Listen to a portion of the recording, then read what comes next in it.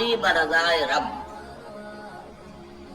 رب کی رضا پر راضی رہنا. یہ بات کہ جو بھی کچھ ہوا یا ہوگا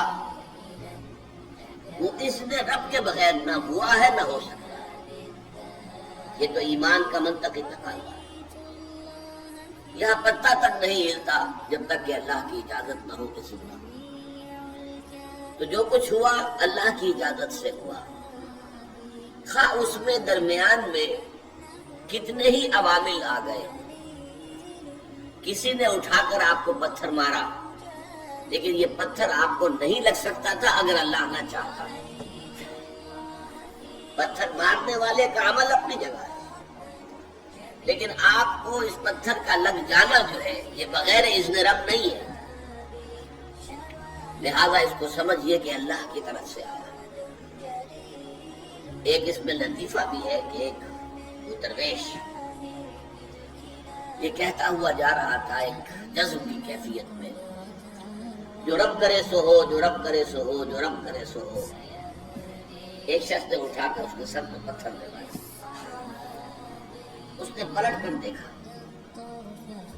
تو شخص نے کہا مجھے کیا دیکھتے ہو، جو رب کرے سو ہو. اس درویش نے جواب دیا کہ یہ پتھر مجھے تو رب کے مارے ہی لگا ہے، لیکن میں دیکھ یہ رہا تھا کہ بیچ میں منہ کس کا کالا ہو گیا. کس نے اپنے لیے جو ہے وہ عذاب اللہ کا کما لیا، ورنہ مجھے بہرحال یہ پتھر لگا ہے جو اس میں اذن رب شامل ہے. اچھا، اب جو شے اذن رب سے ہو رہی ہے، بندہ مومن کا اگر اپنا تعلق اللہ کے ساتھ مخلصانہ ہے، اس میں منافقت نہیں ہے، اس میں ریا نہیں ہے، اس میں دھوکہ نہیں ہے، اس میں فریب نہیں ہے. مخلصین لہ الدین، تو اللہ تعالیٰ کا تعلق بھی اس کے ساتھ ریسیپروکیٹ کرتا ہے. اللہ تعالیٰ انا عند ظن عبدی بی، حضور یہ اللہ کا قول ہے حدیث قدسی میں کہ میرا بندہ میرے بارے میں جو کچھ گمان کرتا ہے میں وہی سلوک اس کے ساتھ کرتا ہوں. اللہ تعالیٰ بھی مخلص ہے. اللہ تعالیٰ کی مرضی کے بغیر کچھ نہیں ہو سکتا. تو یقیناً جو کچھ ہوا ہے اس میں میرے لیے خیر ہے، چاہے فوری طور پر مجھے ناگوار گزرا ہے، مجھے تکلیف ہوئی ہے، میرے لیے یہ شے جو ہے ناپسندیدہ ہے، لیکن ان دی لانگ رن مجھے یقین ہے کہ اس میں خیر ہے. بیدک الخیر انک علی کل شیء قدیر. اے اللہ تیرے ہاتھ میں خیر ہی خیر ہے، تو ہر چیز پر قادر ہے. اچھا، جو ہوگا وہ بھی اذن رب کے بغیر نہیں ہوگا. یہی تصور اس کے بارے میں ہونا ضروری ہے. اسی کا نتیجہ یہ نکلتا ہے جس کو قرآن مجید بار بار کہتا ہے، بار بار کہتا ہے، بار بار کہتا ہے، لا خوف علیہم ولا هم یحزنون. کیا مطلب ہے؟ نہ ان پر کوئی خوف ہے نہ حزن سے دو چار ہوتے ہیں. عام طور پر یہ سمجھا جاتا ہے کہ یہ آخرت میں ہوگا. آخرت میں تو بتمام و کمال ہوگا، دنیا میں بھی ہوگا. خوف کس بات کا بھائی؟ ہوگا وہی جو میرا رب چاہے گا. وہ میرا دوست ہے، میں اس کا ولی، وہ میرا ولی. الا ان اولیاء اللہ لا خوف علیہم ولا هم یحزنون. جو اللہ کے ولی ہوتے ہیں، اللہ کے دوست ہوتے ہیں، ان کے نہ کوئی خوف ہوتا نہ حزن ہوتا. خوف کس بات کا؟ ہوگا وہ جو اللہ چاہے گا، اور جو کچھ اللہ چاہے گا اس میں کوئی نہ کوئی خیر ہوگا، چاہے فوری طور پر مجھے نظر نہ آئے. قرآن کہتا ہے سورہ بقرہ میں عسیٰ ان تکرہوا شیئا وہو خیر لکم وعسیٰ ان تحبوا شیئا وہو شر لکم. این ممکن ہے کہ تم کسی چیز کو ناپسند کرو، درحالے کہ اسی میں تمہارے لیے خیر ہو، اور این ممکن ہے کہ تم کسی چیز کو پسند کرو، درحالے کہ اس میں تمہارے لیے شر ہو. اللہ یعلم وانتم لا تعلمون. اللہ جانتا ہے، تم نہیں جانتے. تم افعال و اعمال و احوال و واقعات کے ظاہر کو دیکھتے ہو، اس سے متاثر ہو جاتے ہو.